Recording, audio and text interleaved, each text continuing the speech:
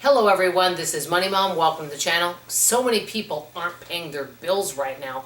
Let's get started and talk about it. I'm going to start the video telling you a few examples of what I know about this because these are real life examples. Then I'm going to tell you why I think it's happening and what the 3 things I think we can do about it.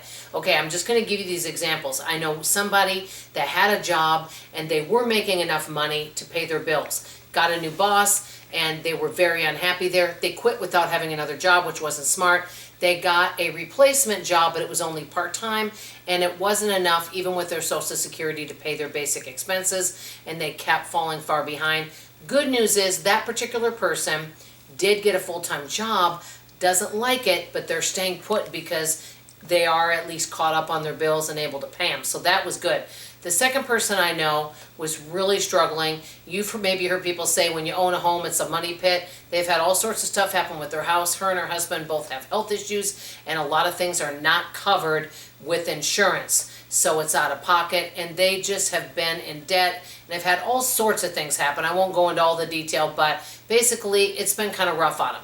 And so they got a reverse mortgage. They're doing much better, but they still do struggle and they're not able to work part-time like many people might due to health. The third person I know got in a really bad car wreck. They're okay, but their car isn't. They don't have the money. They were struggling financially before. They don't have the credit or the money to get another vehicle, and they haven't been able to find any, quote, work at home opportunities. And so they are really struggling right now. And the fourth person I know basically ended up getting, I guess, booted out of a roommate situation, and just without any kind of notice. They found another place to live, but it's not a place that's really safe for them. And what I mean by that is it's a landlord that hasn't fixed things up. Their air conditioning isn't working, the plumbing doesn't work all that well, and they want out of there, but they don't have the money for it. So there are people that are in these situations. Many times it's because they don't have savings, they don't have money.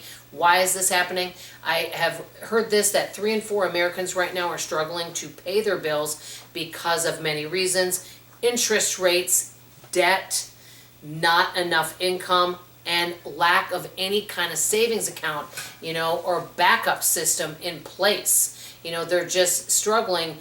When you make only so much money and you have things keep happening, emergencies keep happening, you've got to say, which bill am I going to pay? What is the biggest priority? But you're always on that little struggle bus, okay?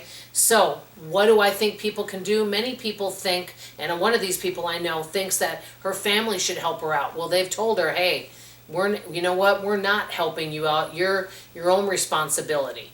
And that's the thing a lot of people don't realize is that you might have family that maybe makes more money than you, but they're not under obligation to bail you out of a financial situation like this. So what can people do?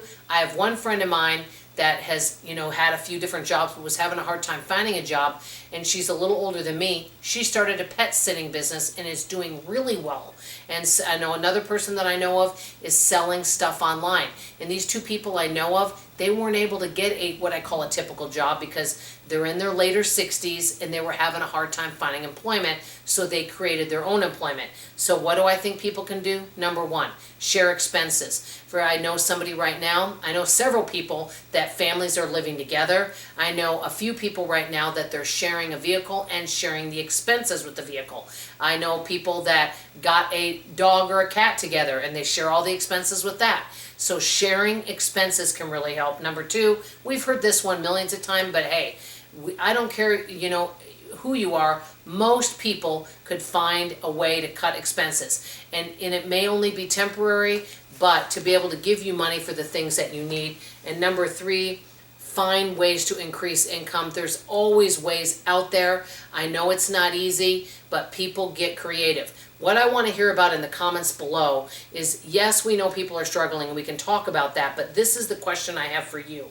I would love you guys to write a comment about anybody that you know of or have heard of. You don't have to say names, obviously, or who it is, that maybe were struggling and they found a way out of it. They took action and they started a business, or they cut expenses, or they made a change in their life. They might have moved or relocated. They might live in their van, and have, decorated it up. They've done something to make a change to get themselves out of that situation. I want to hear, I guess, success stories in the comments below. That's all I have to say for now. I love you, I appreciate you, and I sure hope you come back for tomorrow morning's video. Bye, everybody.